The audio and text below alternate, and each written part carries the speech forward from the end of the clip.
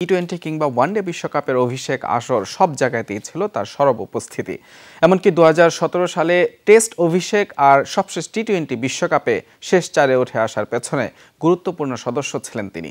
স্বপ্ন দেখেন পুত্র হাসান খানের সাথেও একদিন মাতাবেন বিশ্বমঞ্চ।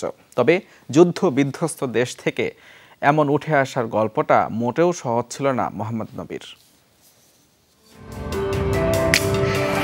বাতাসে বারুদের গন্ধ, সেখানে ধ্বংসস্তূপের মাঝে বড় হয়ে ওঠে যে দেশের শিশু কিশোররা, সে আফগানিস্তানের আকাশে ক্রিকেট এসেছিল আশার আলো হয়ে।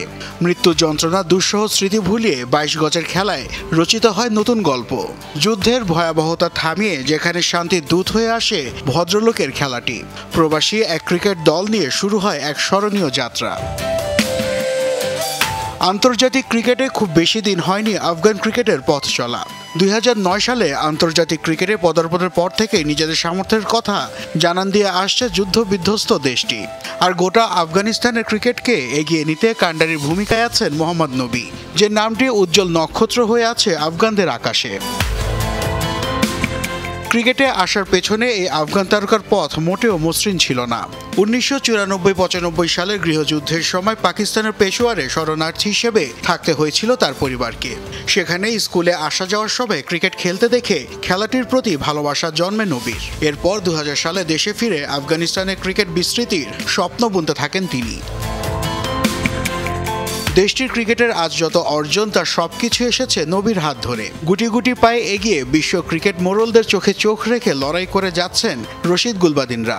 2010 সালে টি-20 বিশ্বকাপে অংশ নিয়ে অভিষেক হয় বিশ্ব আসরে। এরপর ওয়ানডে ক্রিকেটের বিশ্বকাপে অভিষেক হয় 2015 সালে।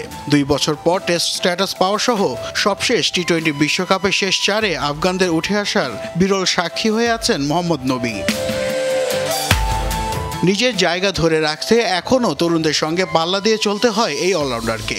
হয়তো অটো চয়েসের অপশনটা খোলা থাকলেও সেখানে তাকিয়ে থাকার অবসর নেই মোহাম্মদ নবীর। কেননা স্রোতের বিপরীতেই বয়ে চলার মানসিকতা অনন্য করে রেখেছে এই ক্রিকেটারকে। একটা সময় দলকে দিয়েছে নেতৃত্ব, কালের পরিক্রমায় সে দায়িত্ব এখন রশিদ খানের কাঁধে। তবে এই দলে নবী একমাত্র সদস্য যিনি কিনা দেশটির ক্রিকেটের প্রতিটি ধাপে সাক্ষী হয়ে আছেন। 39 বছর বয়সেও এখনও ফিটনেস ধরে রেখেছেন সেই শুরুর মতোই। ছেলেকেও সেই দীক্ষায় সিদ্ধহস্ত করে চলেছেন এই ক্রিকেট যোদ্ধা।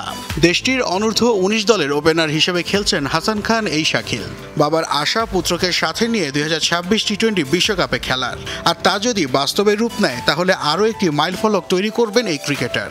আর সেই সাথে আরও একবার হয়তো প্রমাণ করবেন মোহাম্মদ নবীর শুরু আছে, কিন্তু শেষ কবে তা কেউ জানে না। নাসিফ শুভ, যমুনা স্পোর্টস।